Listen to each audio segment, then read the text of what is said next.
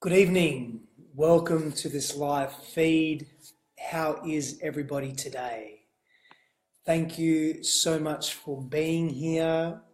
So today we are speaking to love, deep love. And of course, as always, we relate everything back to ourselves. We always relate everything back to ourselves. So as you're jumping on, beautiful people, please let me know that you are here. Pop a number 1 in the comment box. Let me know that you are here. Pop a number 1 in the comment box. Let me know that you're around. I can't see everybody coming on. I can see some people coming on. Oh, Billy, hello, how are you? Fiona, hello, how are you? So number 1 in the comment box and let me know that you're here.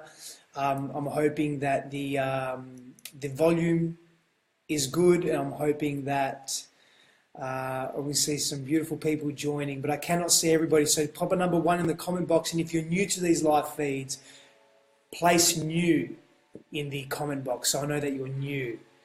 I love when people know each other. Everyone's saying hello and hi Em and hi Lisa and hi Sky and Ian, Donna. Thank you, people. Wonderful. Sounds good. Thank you, Angie. Angie, appreciate that. Excellent.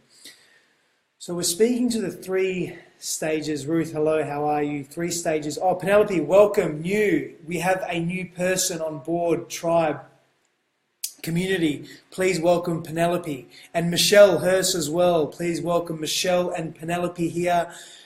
With gratitude, ladies, thank you for being here. Thank you so much for being here. This is going to be a fairly deep live video feed. So if you're new, pop new in the comment box so that the tribe and the community can welcome you, of course, and I can welcome you. I know who I'm talking to, so thank you so much for being here.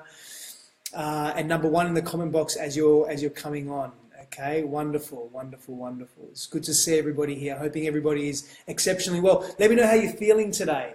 So let me know how you're feeling. Smiley face or a love heart, or if you're sad, hey, let me know that you're sad. Let me know how you're feeling, because how we feel will determine how receptive we are to the information that is coming through to us as well, yeah? So a lot of new people coming on. Josie, welcome. Or Jossie, I hope I said that correctly. Welcome. If you're new, put new in the comment box. A few new people today, right off the marks. That's wonderful. Thank you so much for being here.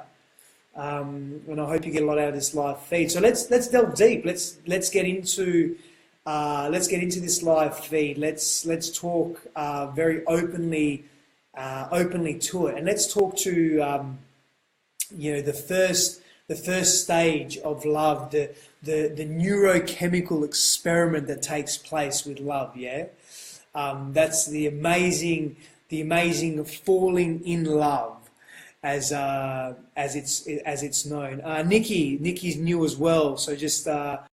Welcome Nikki, thank you. Tribe community, can we welcome Nikki Cook as well? Thank you so much. If you're new, just let us know that you're new by putting new in the comment box, yeah? And of course, if you're new and you have questions or you have comments and you feel like speaking to something in particular, just speak very openly to it, yeah? Just speak openly to it, that's what it's about. So today's about 3 stages of love. The 3 stages of love that we move through. And this is in direct relation to others. But of course, we want to also relate these stages to self. We want to relate these stages of love to what we experience within ourselves and how we also relate to ourselves simultaneously in that space, yeah? Which is really, really important, because it will determine our level of perceived well-being and how we move through the world, how we choose to move through the world, yeah? So I can see a few new names on here. So if you are new, pop new in the comment box. Please let us know that you're here so that we can welcome you openly, of course. So the first stage of, well, firstly we feel in that first stage of love a very visceral attraction, yeah. So, but before we go too deep into that, what is it that attracts us to other people? So this is really interesting, and of course there's many different fields of thought in this area. Of course, there's many different opinions in this area, and we can come from so many different places. And it's deeply important to understand that how we respond to life and how we choose to respond to this process of moving through love with another, in relating to another, in an intimate partner, is so important with respect to how we also move through life, yeah? So, oh, Michelle, hello, welcome, welcome, welcome. Emma, excellent, okay, cool.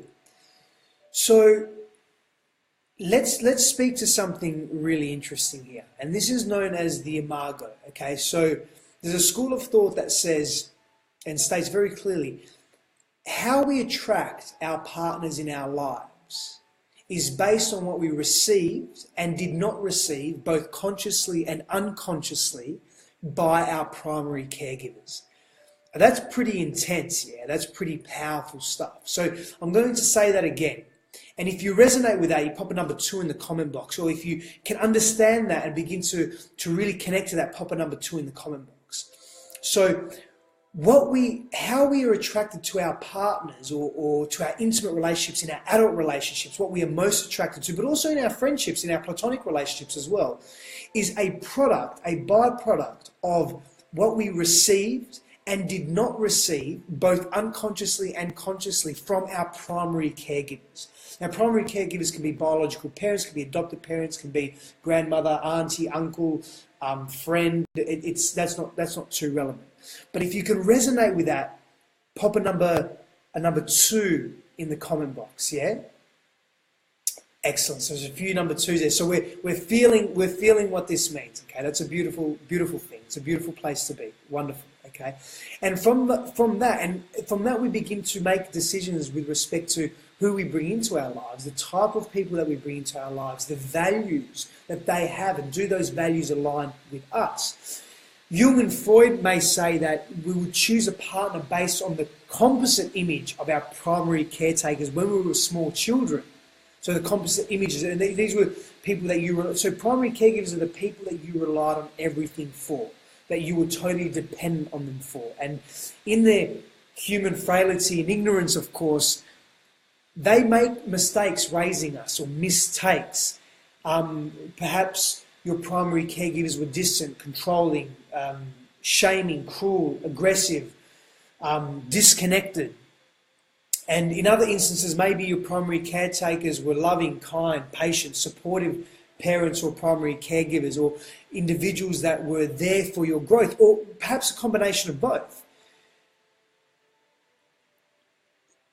Up until the age of probably 3 to 5, when our concept of the world and love was really formed, that's when we really attached to those experiences in childhood. So I'm hoping that's making sense there as well. Cool, so we've got a few... okay, very interesting comment, Angie. Yep. And Ruth, basically it's how we feel at the time, who we attract. Yeah, that's a big part of it, absolutely. So what we are consciously experiencing at that time, it will enforce who we attract into our lives, absolutely. But also there are unconscious drivers there that really push us towards that, yeah, towards who we bring into our lives. And that's really interesting as well. So the visceral attraction that we feel to another person romantically, as an adult, is really a subconscious desire to heal those wounds which our primary caretakers inflicted upon us during that period. I would go further than just 3 to 5. It's really solid in that period, but even up to ages 8, 10, 12, yeah? So consciously, we want euphoria and all the things that come with idealized romantic love. We want the greatness that comes with idealized romantic love. We want the beauty and the wonder that comes with idealized romantic love. That love that we so easily fall into in the early stages of a relationship, which we'll speak to in the first stage of the relationship in a moment. That when we are idealized and fantasized about, and we become very, very connected to our romantic partner. So give me number 3 in the comment box if you can deeply relate to that. And if you're new, I see some new names. If you're new here, please pop new in the comment box so people, the beautiful community in the tribe can welcome you openly. And of course, I can welcome you openly. So if you're new, let me know that you're new. Let us know that you're new, yeah? But yeah, number 3 in the comment box, if you can resonate with what I just said there, because that's really powerful with respect to how then we begin to relate to others as well, yeah? Wonderful. Really cool. So when we're looking at, see, subconsciously, there are deeper acts at play, and there are needs that we require that are screaming for attention, that are just are dying to be heard, and these play out through what has been called our imago, and I mentioned that imago earlier. And the imago is a subconscious mind which behaves very much like the child which was present when it was first formed. So when we're saying it was present, we're talking about ideals, beliefs, we're talking about understanding of the world, our models of reality. That's what we're speaking to. Let's see if there's any new, lots of 3s. Awesome. That's really, that's deep. So welcome, Yelena, how are you? Beautiful. Lou, welcome. Thank you for being here. Okay, so we're getting the number 3 now. We're getting that with respect to what I spoke to there. Wonderful. And if you're new, pop new in the comment box. If you're just coming on, put number 1 in the comment box so I know that you're coming on, because I cannot see everybody that comes on, of course, and I would love to welcome everybody as best I can, of course. So the subconscious mind, we have to understand, acts very much on desires and emotions, and not really much more than that. And it's not an interpretive aspect of being. More that the unconscious mind simply is, it's very straightforward and direct. It ignores reason, basically. It ignores logic. It ignores analysis. It just simply, it wants what it wants, and that's it. With respect to social norms and politeness and political correctness and compassion and other important developments in the human psyche, it throws them away. It's not interested in that. It doesn't function from that place. It's really there to function as from a place of survival. It almost acts like a biological computer, for example, like a synthetic biocomputer that stores all of our memories, it very much including the things that happened to us when we were small, during our developmental years. That may not actually be registered in our conscious memory. We may not recall them. We may not be deeply connected to them. So belief systems rest in the unconscious realm. So certain beliefs that we have about ourselves, which don't seem to make sense, are often formed in the unconscious mind during our formative years. And based on these very, very early memories of self in relation to our environment, but also of self in relation to the relationship we had with our primary caregivers. And they can, and I mean, some would say, depending on your belief system, they can be carried over from past lifetimes. But that's probably separate to this conversation. But if you can resonate with that, and you understand, and you can begin to connect to that, give me a number 4 in the comment box. Daniel, welcome, my friend. How are you? Yelena, hello. This is good. You have me doing yoga, so pardon if you're not contributing. Your being here is your contribution in and of itself. Daniela, it's good to have you here, brother. Awesome. So let me know that you're here, number 1 in the comment box, please. And if you're new, pop new in the comment box. And number 4 in the comment box, if you can relate to what I just said about the unconscious mind, the way it stores desires and emotions, that it's like a biocomputer that really stores our memories and everything that happened to us when we were small. And it locks that away, and that then forms our belief systems. Now, why is this important? This is important because this begins to determine our belief systems and our models of reality, begin to determine the way we move through life and what we bring into our lives, what we attract, what we repel, what we do not agree with, what we do agree with. And this is important for the lovers and the people and the beautiful human beings that we bring into our lives. Rocky, welcome. Jasmine, welcome. Excellent. So lots of number 4s. Awesome. Yeah. Sky, correct. Yeah, that deeply relates to attachment theory. Awesome. Cool. So we have fellow psychologists on board. That's beautiful. So let's speak to the first stage of love, right? And the first stage of love is really about the chemical reactions that take place. And I don't want to, let me just pause for a moment here. This is really, really important. I do not want to limit love to Gracie, welcome. How are you? It's good to see you. Is this your first time here? If it is, put new in the comment box. If not, just put number one. But it's lovely to have you here anyway. I haven't seen you for some time. I hope you're very, very well. Old friends come on. Lots of people come on. I don't know who everyone's coming on. But back to what I was saying. I don't want to reduce, sorry, get sidetracked easy. I don't want to reduce the first stage of love or any stage of love to being purely a chemical or biological reaction, because it's not. It's so much more than that, yeah? But that is a part of it.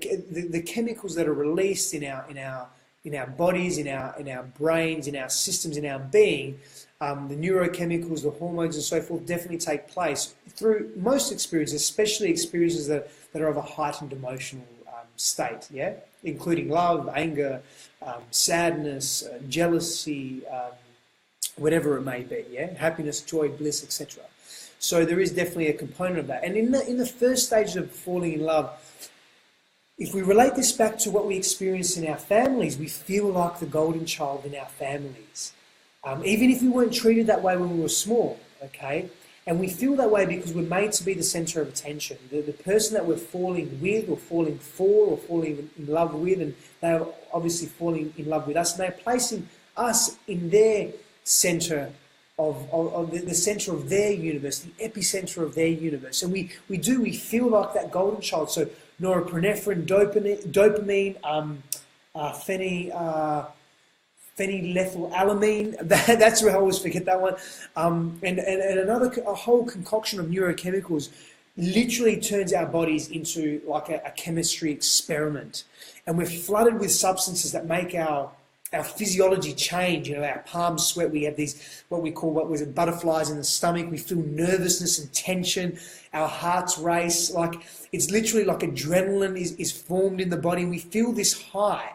And this is this first stage of love is necessary for us to enjoy with someone who can help us ultimately heal the deepest wounds we carry in our unconscious selves, in our conscious selves, in our unconscious minds. Know exactly who that is, know exactly who can fit that part, yeah? Sophie, welcome. Michelle, hello. Yes, thank you. Sky, art therapist, awesome. If you can resonate with what I just said then, pop a number 5 in the comment box, please, because that's really powerful stuff, yeah? We're talking about that chemistry experiment taking place, and we need that in order for us to bond deeply with that person, because we then make a mental construct and association, an emotional association and connection to that person through the onset and the flooding of those neurochemicals in our body. And it's a beautiful thing. But also to add to that, what's really, really, lots of number 5s, awesome. To add to that is really important, is that we will bring in people in our lives that we know can heal us and can be of service to us, but also that share similar values and purposes and that we can grow from. And we intrinsically know this. Our subconscious, unconscious self knows this at great depth. And I'm going to speak to this a little bit later on, but that becomes really deeply interesting. So if you're just coming on, people, pop a number 1 in the comment box. And if you're new, please put new in the comment box. I just feel there's a lot of new people here today, so I'm going to say that regularly. I hope that's okay. I hope that's okay. So, when the love starts to feel, I suppose, boring, mundane, tiresome, we've entered, and it's not boring and mundane and tiresome, but we associate it with that because that neurochemical release has waned and worn off. We'll usually associate that with the second phase of romantic love, which can sometimes be known as a struggle. And it's important to understand that this stage either is not meant to last. Any of the stages of love, whether it be 3, 10, 20, that's not too relevant. None of them are meant to last. Everything is meant to be in transit. We are meant to transmute. We grasp the lessons, the value, the beauty from each stage of our existence, of our being, and we move on with a greater wisdom for self. Also know, though, that if you're with someone that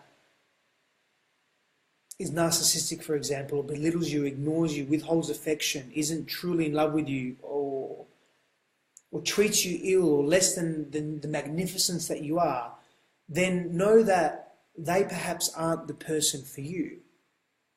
and it's time to move on.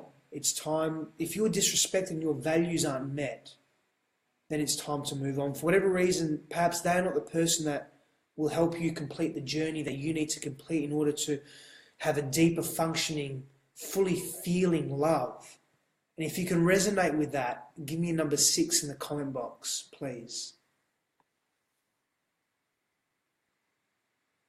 And if you're new, let me know that you're new to these live feeds. Pop new in the comment box.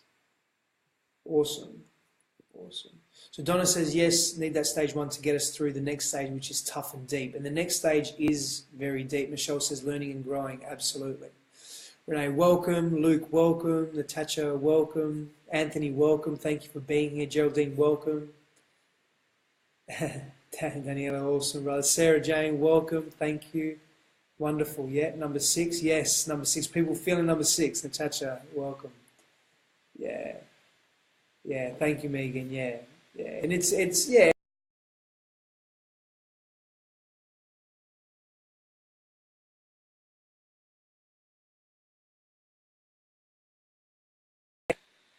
Okay, I'm back. I'm in bad internet. I've just got NBN. I don't know what's going on. Joey, welcome. Libby, welcome. If you're new to this live feed, pop new in the comment box. So we have to understand that maybe sometimes people aren't for us, and they maybe serve the purpose in our connection to self, in wounding us perhaps in a very similar way that we were wounded before as children, so that we can then become conscious of this wounding and the need for healing. But they won't necessarily be the conduit through this, where this transformation, this deep reckoning of self will transpire and take place. So let me repeat that, because that's really, really important. Yeah, perhaps they were just there. They weren't in the way. They were on the way towards us recognizing the consciousness of that pain that we are experiencing, and it's been necessary to make that pain conscious. And when that pain becomes conscious, we can work with it. We can move with it. It becomes malleable. Yeah, that's right, Daniel. The poem, a reason, season, or a lifetime. So give me number 7 if you can resonate with that. That people come into our lives to help us recognize the wonder and the beauty that we are, but also the pain that we need to heal within ourselves. Number 7 in the comment box if you can resonate with that. That's a beautiful component of life, that beautiful relational dynamic of life, yeah? Nevio.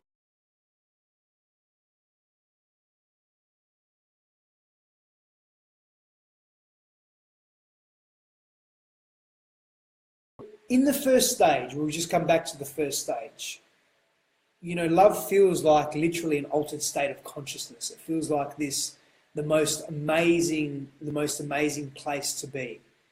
And 7 can be tough, what we spoke to then. It can be really tough. It can be deep.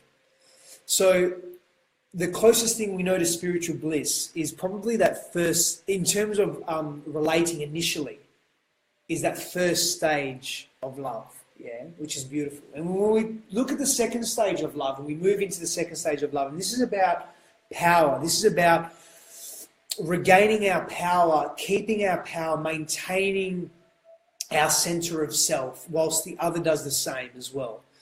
And these signs are almost as universal as in the first stage of love. Instead of a sense of excitement and euphoria, you're likely to feel unwanted, unloved. You consciously feel that your partner does not fulfill your emotional needs, your sense of self. They don't understand you. They cannot connect to you. You cannot connect with them. And ultimately, we learn to get these needs met in a more compassionate way, but coming later, because we will move through once we've established that love and those values. But in the interim, it often looks quite despairing that your partner doesn't feel loved, so they start pulling away or becoming very reclusive. They distance themselves deeply. Your partner will feel abandoned and perhaps even act out in this way as well. So Marie says we oftentimes try to be so different that what we grow up into, that we repeat it blindly, then that correct. And we need to understand it and not deny it, because what we deny we repress, and what we repress we cannot move with, we cannot deal with, we cannot be with, we don't take ownership of, and we lose that responsibility of self. And yes, it will continuously present itself to us until we have healed what has passed on, what was passed on by parents. Very true, Marie, very, very true.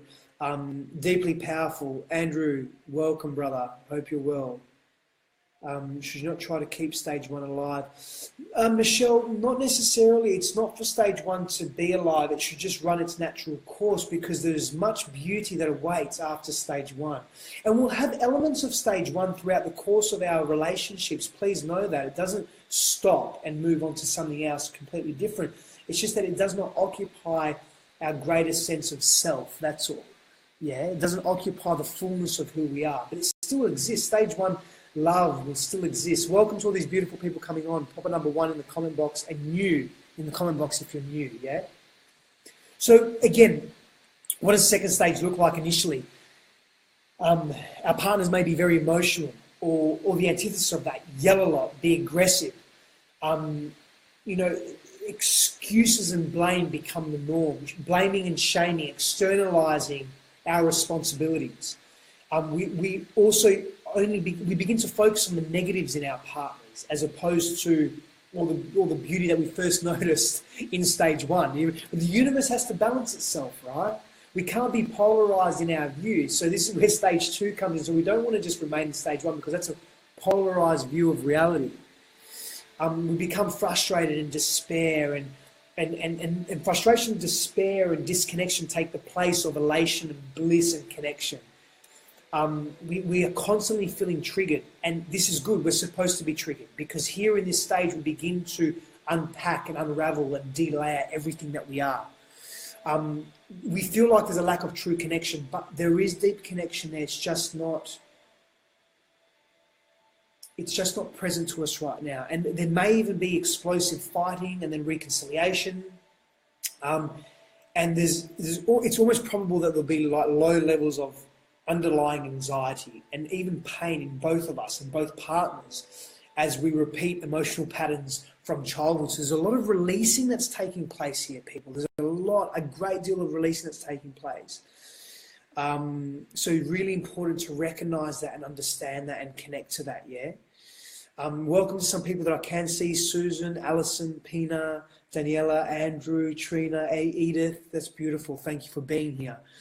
So if you can relate to any of what I've just mentioned then, any of those really deep pains and experiences, pop a number 8 in the comment box.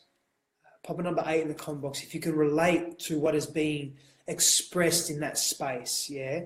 With respect to that second stage being quite challenging and really deeply triggering towards everything that we are, everything that we stand for, and everything that we really observed in that stage 1. It's the antithesis. Stage 2 at the beginning is the antithesis of that. So pop a number 8 in the comment box if you can relate to that. Just remember though that this stage won't last, and it will end. It has an end point.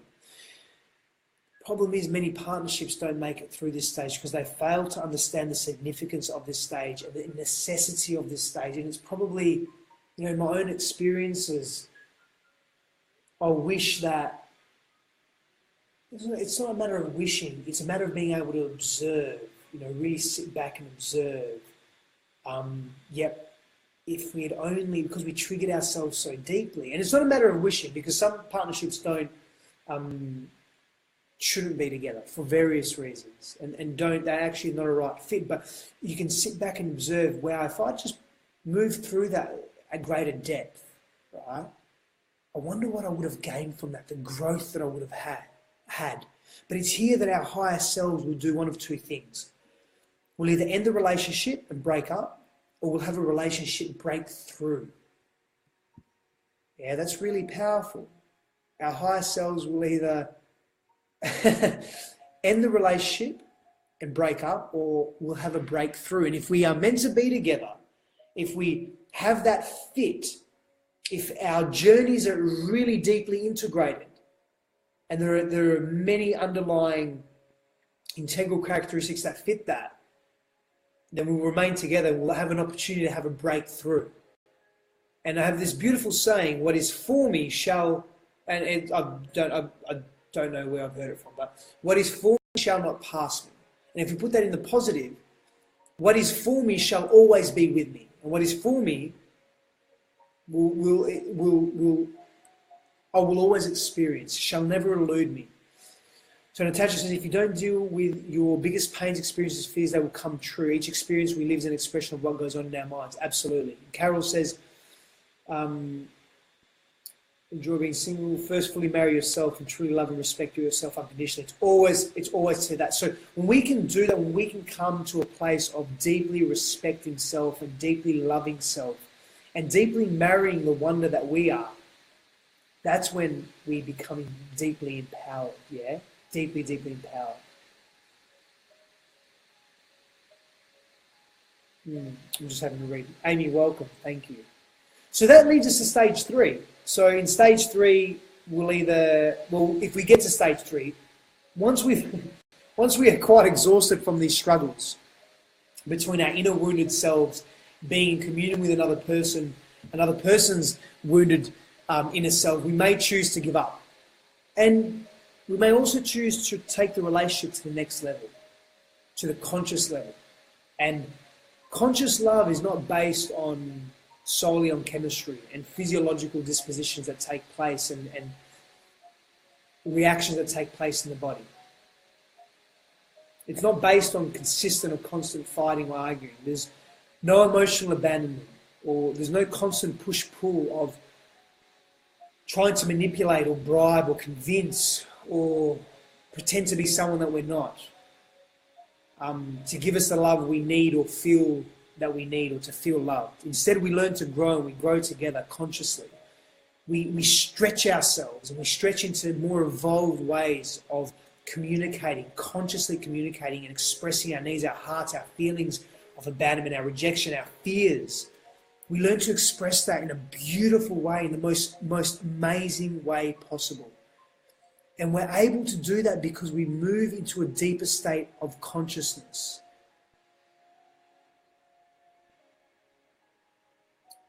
Michelle says, and Emma says, whatever is meant for you will never go past you. Absolutely. Rose, welcome. Ryan, welcome. It's a beautiful place to be, yeah?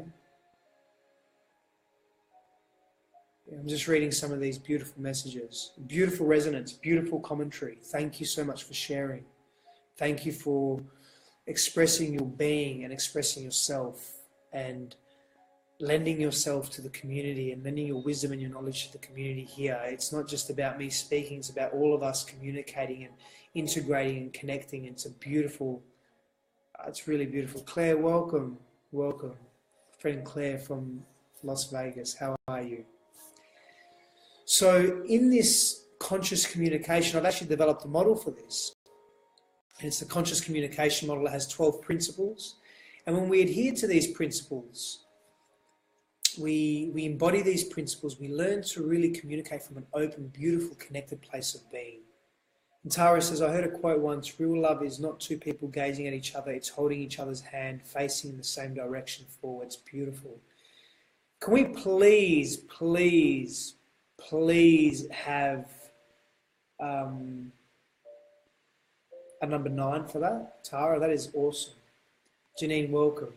Give me number 9 for Tara, please. That is magnificent. Tara, I really, really resonate with that. That's beautiful. I'm also going to elaborate on that in a moment. So number 9 for Tara. I heard a quote once, real love is not two people gazing at each other. It's holding each other's hand, facing the same direction forward. Beautiful. Beautiful. Yeah, awesome. So in that conscious communication, we begin to connect deeply. And we both begin to see how we can create behaviours and outcomes by our own actions in the relationship. We become responsible. We're not entitled. We become deeply responsible and connected to our own responsibility, to our own actions. We become humble. And in that humbleness, we find the meekness and the humility to be the best, most enchanted, evolved versions of ourselves. We become more giving love to our partners, and we give endlessly, effortlessly, in the way they need to receive it, not in the way we think they need it. We don't use force or manipulation. We don't withdraw. We don't use psycho-emotional tactics or psycho-emotional warfare. We become deeply and truly invested and interested in supporting the other person in the journey, because we realize that their needs being met is important, and it is a journey, and this is where a great, tremendous shift occurs. And we begin, I'm going to say something here that is really deep. That's awesome, Angie. I really like that as well. 9s all around. Fantastic. Angie, thank you for that. I heard that the healthy feminines face-to-face, healthy masculines side-by-side. And that's the variance and expression of the same truth that is being embodied. So I'm going to go really deep here and speak to something, that a conscious relationship is not about the relationship. It is about the growth of each individual.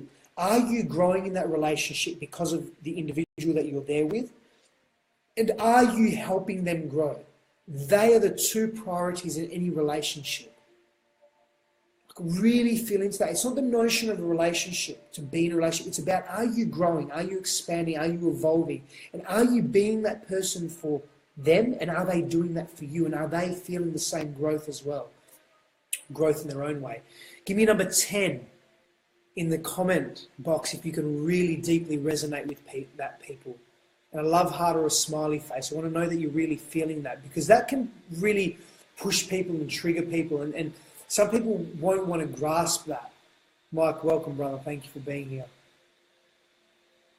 That the relationship is not about the relationship. It's about the growth of the individuals and how you show up. Are you growing? And are you being of service to that individual? And is that reciprocated? Number 10 in the comment box, if you can deeply relate to that, please. And a love heart or a smiley face, and let me know you're really connected to that. It's awesome. Beautiful. So we begin to drop the defenses. We develop a coherence with the other. And those defenses that we develop as a child, as a survival technique, when we were wounded as young people, we begin to open those up to true, real intimacy, physically, emotionally, sexually, spiritually, mentally, psychologically. And we really embrace all of that, all of our being. And in this space, we may feel alive and fulfilled and know that the same neurochemicals that were present in the first stages of love will be replaced by a chemical concoction that is similar to what advanced meditators on compassion, empathy, and connection experience. So we begin to respond very different. We don't react. We become responsive to life's difficulties, to life's challenges.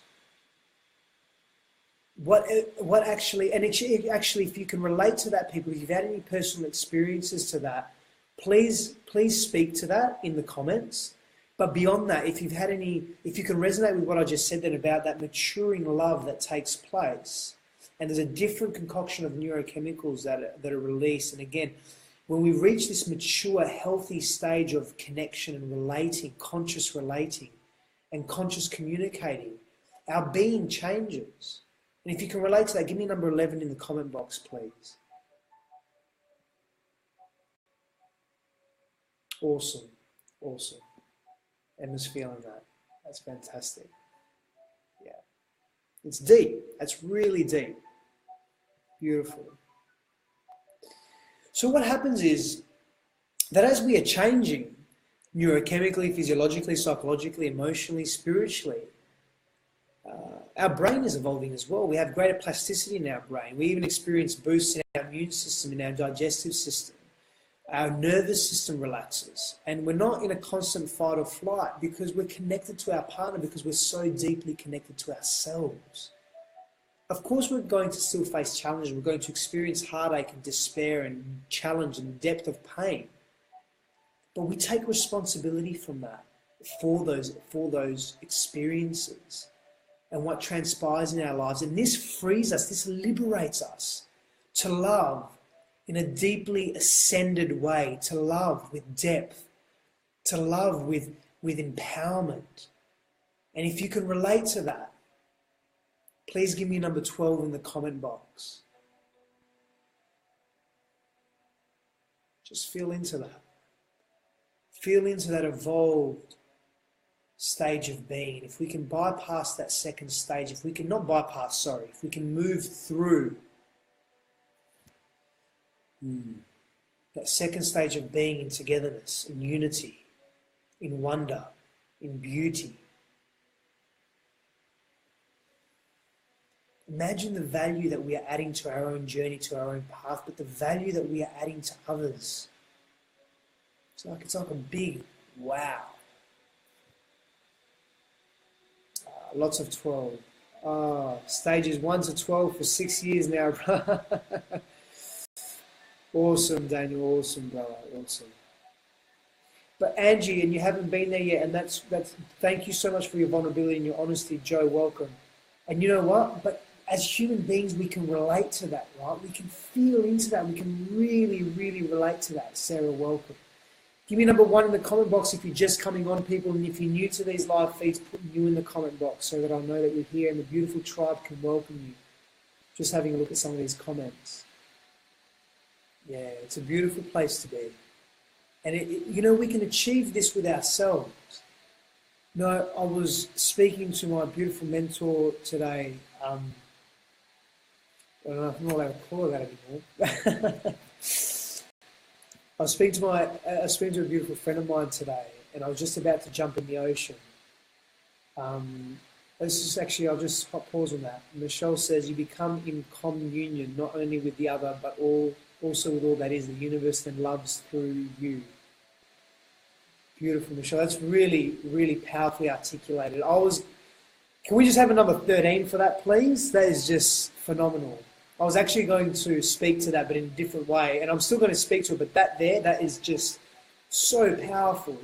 We become in communion, not only with the other, but also with all that is. And the universe then loves through us. Number 13, please, people. That is just epic.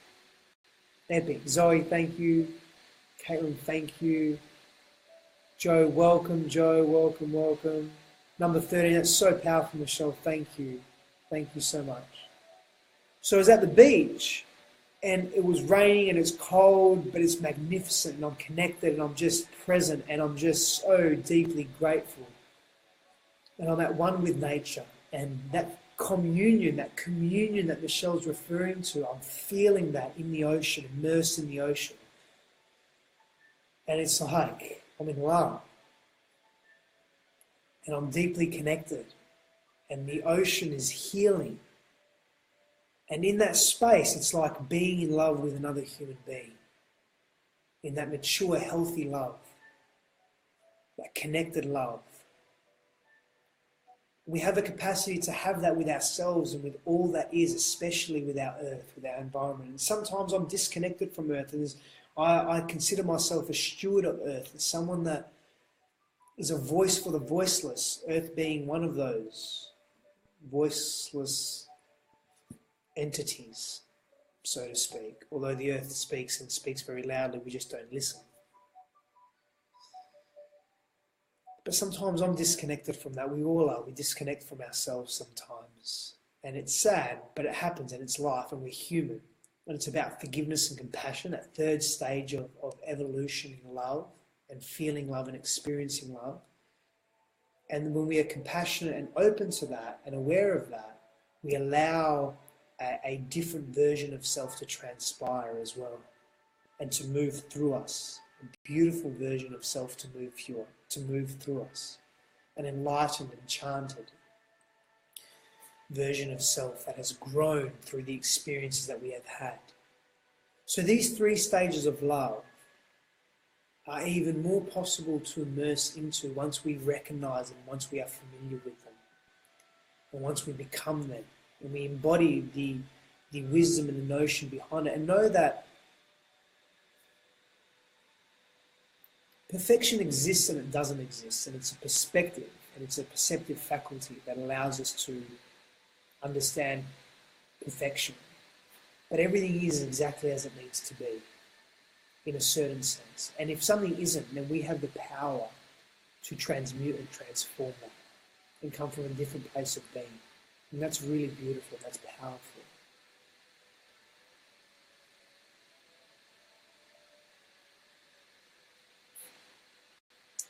I want to thank you so much for being here. Thank you for your commentary, your thoughts, your feelings, your emotional expressions, your presence. Please feel free to share this video if you resonate with it, if you feel there is someone out there that can be helped, assisted, enlightened by this video and all the beautiful comments that are here, the thoughts, the wisdom that are expressed here as well. If you feel this can be of service to someone, please share this video. Many blessings, of course, on your journey. Thank you so much for being here. Thank you to everybody. Thank you to everybody that has been here this evening. From the depths of my being, the love expressed and interchanged here today is and was very beautiful, and the understanding and the completion and the connection of moving through how love can deeply impact us and affect us is amazing. So thank you to everybody that was here. Again, please share this if you resonate with it, if you feel a deep resonance with it. And of course, many blessings on your journey. And I'll see you once again very, very soon. Thank you so much. Have a beautiful evening, day, morning, wherever you are in the world.